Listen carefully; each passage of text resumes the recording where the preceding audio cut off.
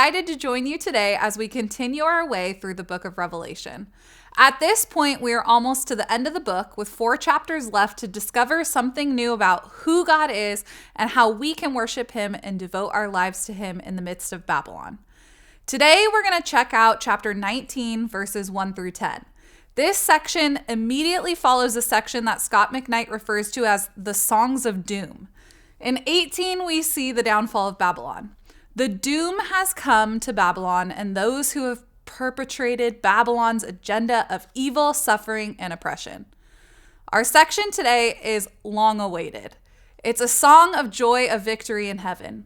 It's a song of praise to the God of victory who sits on the throne and rescues his people. So take some time to pause this video right now and read chapter 19, verses 1 through 5. And then I'll pick back up and read verses 6 through 10 because this is where our focus of the video will be.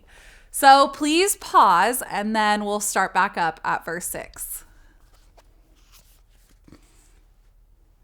Then I heard again what sounded like the shout of a vast crowd or the roar of a mighty ocean waves or the crash of loud thunder.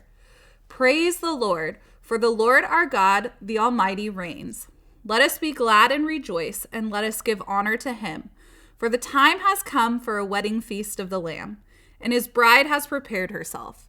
She has been given the finest of pure white linen to wear, for the fine linen represents the good deeds of God's holy people. And the angel said to me, write this, blessed are those who are invited to the wedding feast of the Lamb. And he added, these are true words that come from God. Then I fell down at his feet to worship him, but he said, no, don't worship me. I am a servant of God, just like you and your brothers and your sisters who testify about their faith in Jesus. Worship only God, for the essence of prophecy is to give a clear witness for Jesus. This song of joy is responding to the song of the fall of Babylon. Not because we rejoice in downfall or destruction itself, but because this downfall and destruction is making a way for New Jerusalem, where our great King reigns and no one can dethrone him.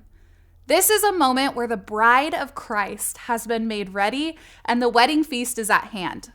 Where I'm going to focus most of our attention today is verses 7 through 9, where the wedding feast of the Lamb is at hand, the bride has prepared herself, and all who are invited to the feast are declared blessed.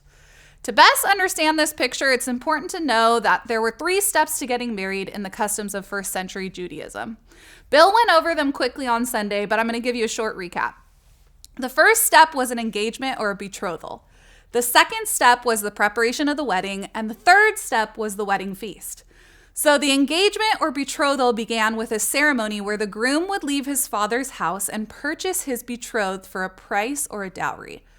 At this point, the bride and groom were technically husband and wife, and the bride was declared to be consecrated to the groom, even though the groom would return to his father's house while the wedding preparations were being made. During this separation, the groom would prepare a room for the bride in his father's house, and the bride would prepare herself for the wedding. At this point, the bride was both legally and spiritually bound to the groom, even though they were not physically living together. At the end of the betrothal period, the groom would return, ready for the wedding feast, and most importantly, his bride, who was ready for him. Verse 7 says, let us be glad and rejoice. And we can do this because our groom is Jesus. He's purchased us with his blood and has sealed our engagement with a cup of wine.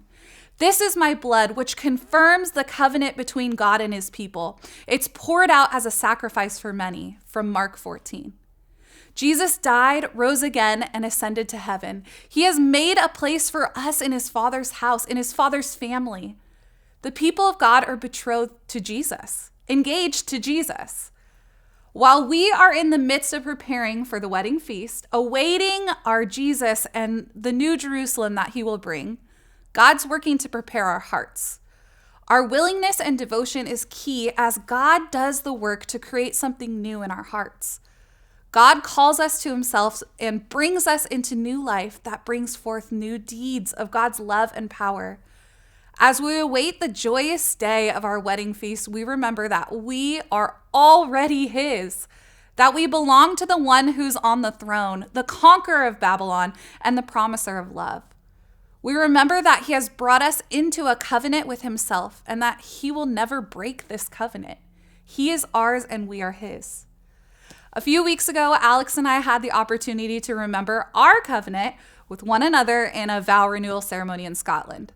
The first time around, we didn't write our own vows and we opted for the traditional vows that many of you have heard at any given wedding ceremony.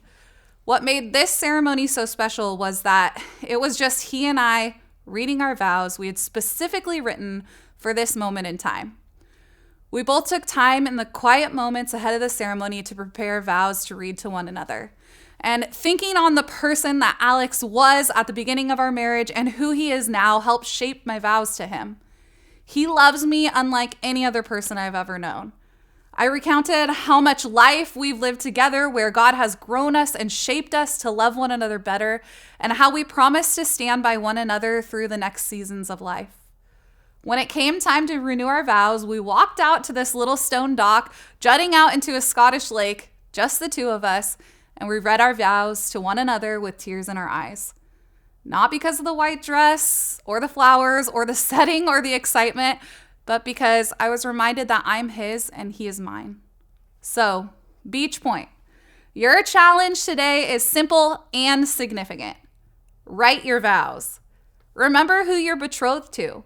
Remember the ways in which Jesus has sealed your engagement to him. Remember the moments where you have seen his power and beauty at work in your life.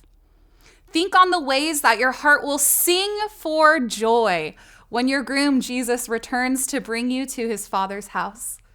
Write your vows and present them to God through prayer as a reminder of the commitment he has made to you and that you've made to him.